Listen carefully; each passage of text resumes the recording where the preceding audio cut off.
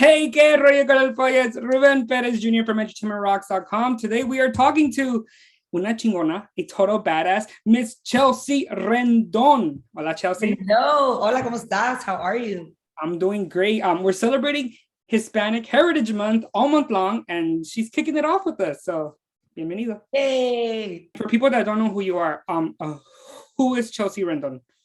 I am an actress. I have been in the business for about 22 years now, and I am most known for my character Mari, La Pinche Chinche, on Vida. Most recently for Shameless and the Tax Collector. And up next, I'm going to be on Maya and the Three, the animated show for Netflix.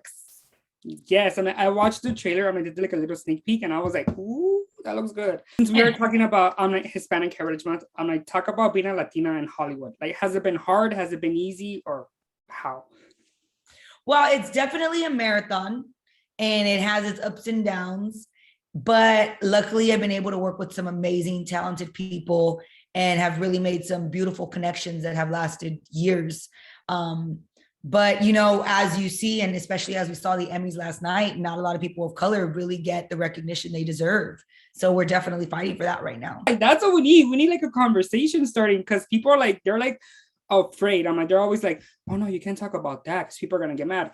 Well, that's the whole point. It's like people need to get mad in order for something to happen, like take action type of thing. So, yeah.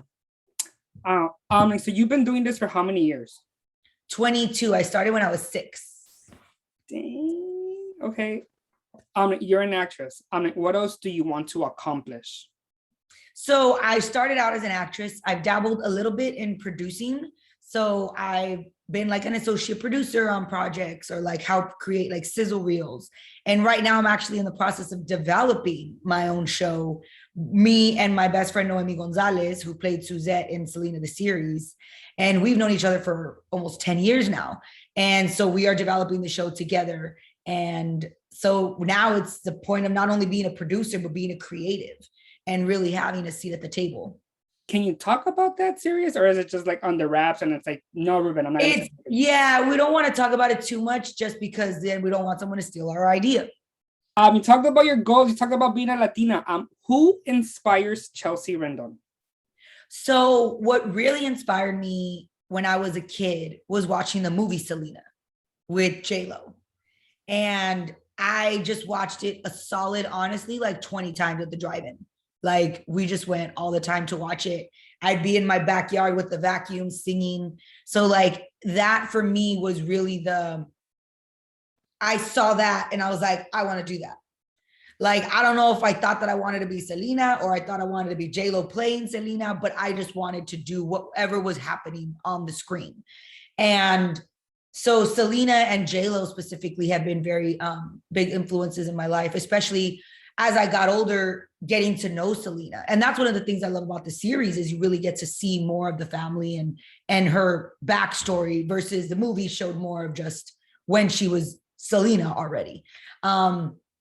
And then J-Lo has had an amazing career and just is just a boss lady. Like, I'm like boss bitch vibes only, And so I definitely want to emulate her as well, and be able to do action and rom-coms and dramas and just kick ass. So those are two that definitely inspired me. Season 2 of Hentaifide is coming up. I heard a rumor that you might be in it, or you might be part of it somehow. No. I post about it so people think that I'm going to be in it. But one, I just support all the shows that have Latinos involved and have Latinx people in it in general. And then also there's some of my best friends like Annie, JJ, Julissa, Carlos, Carrie. Like, I know them all. Linda and Marvin, I know as well, so I especially support them because I know them. But hey, let's just throw it out in the universe, and maybe I'll get in there in season 3. Hentaifide season 3, like your girl Chelsea, I'm like, she could be like, I don't know, she could be like a beauty makeup girl, like taking over business or something. It's like, make some hair, do something. How do you feel about the stereotypical roles that Latinos have to play in order to make our way onto Hollywood? I've seen like Sofia Vergara does the whole Well, for me it's like a bit much, but I'm like, if it's gonna Well, again, there's Oh, it's catch-22 because at the end of the day, yeah. Latinos are those people. Yeah. Latinos are gardeners. Latinos are maids. You know what I mean? Like we do have accents. We are gang members. You know what I mean? Like that's who we are. So there's stereotypes for a reason. But the goal is to break past those stereotypes and to see us for who we are now, not who we were 50 years ago. And so today we have actors, we have lawyers, we have directors, we have doctors. And I think that's not what's shown enough. So at the end of the day, we can't erase our history and we can't erase the fact that, you know, we have been gardeners and maids and cholos in the past and also right now, because that is still current and happening, but we also aren't just that. So it's getting out of that little hole, like that little circle that they see us in, like we have branched past that. And now it's just about being seen as that. So, you know, talking about Hentaifide, you know, Annie's character is talking about going and working at a school and I believe Stanford, if I'm not mistaken, you know, things like that. Like Carlos's character wants to be a chef. Like those are beautiful things to see. Yes, you still have, you know, Mama Fina's, that's a taco spot that they work at and they own, but it's more than that. And I think that's what we need to see. And that is what we need, Hollywood, because like I'm getting tired of just seeing everybody like sub homes. It's like, yeah, it's like we have the cholos and everything, but like, can we evolve? Like maybe like have one of the actors be president or an astronaut or something, pero. Yeah. But it also takes the audience to watch. Yeah. And that's the biggest issue is that as a Latinx audience, we are so diverse. Mm-hmm. So with Vida, it was a story about Mexican Americans in East LA. So I had so many people that were Cuban or Puerto Rican. It's like, well, that's not my story. I'm not going to watch it. And I'm like, but it doesn't have to be your story. You watch The Connors or you know what I mean? Like you watch Modern Family, that's not your story either, but you watch it. So I think we as the audience play a big part and we don't take enough responsibility for that. And I think we need to watch everything. And that's why, again, I do watch everything. Right now, I'm watching Roswell, New Mexico with the Latina lead, Janine Mason. You know what I mean? Like I watched Station 19, you know, with Jana Lee Ortiz. Now my brother Carlos Moran does a series regular on that. You know, we have to watch shows with Latino leads, especially the ones that are so mainstream so that it could help and continue. Because again, when Station 19 first started, it was just Jana. Now it's Jana and Carlos. You know what I mean? Like at least Jana had her dad as well. Can't gotta take that back. Jana had her dad, Miguel. But you know, it's so important to have as many Latinos on primetime TV as possible.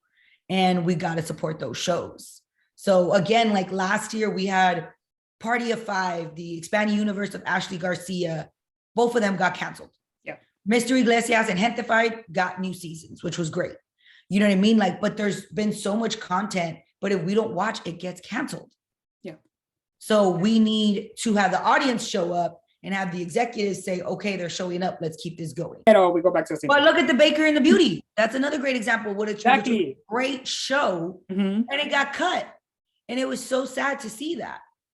Yeah. We need to do better, Hollywood. I'm like, that's the reason why like I wanted to do this whole series for Hispanic Heritage Month, like talk to Latinos and give our point of view of like, I'm like, she's an actress, she's a total chingona. I'm like, so it's like she has more insight of the whole Hollywood thing. I'm like, I'm just a reporter. I'm like, I try, but I'm like, there's people that have more insights. I'm like, I just want to thank Chelsea Rendon for taking time out of her busy schedule to talk to me because like we need more conversations like this. So in the coming for Hispanic Heritage Month, I will be sitting down with more Latinos and talking about this because we need more representation. And like Chelsea is one of many Latinos that is here to represent us on the big screen, on social media, on anything and everything.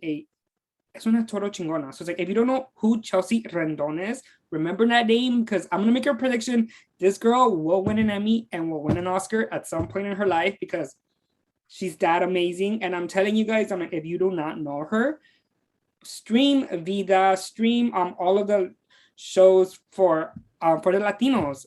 Like your latest Netflix show will premiere when? Maya and the Three is in October 22nd. October 22nd on Netflix. I'm like, Everybody has Netflix. Your tia has Netflix. Your abuela has Netflix. I'm also just excited to work on something I could share with my younger like family, like because everything I do is rated R. So they haven't been able to see it, but now I'm actually gonna have like my sister bring the kids over, or some of my friends bring their kids over and be able to sit and watch and like, oh man, I get to share this with like the next generation, you know? Oh, shizzle. Maya and the Three on Netflix. Stream that. Get to know Chelsea. Hit her up on Twitter, social media. Like she's super funny and she's super cool. So it's like, get to know her and let's talk about more Latino inclusion in Hollywood and pretty much anything. Everywhere. Because that's what we need. So I'm Ruben Perez Jr. That is the incredible, the chingona, the talented Chelsea Rendon. We will see you guys on the next episode or podcast on just anything and everything, and we'll see you guys. Ya nos vamos a los tacos. Bye, guys.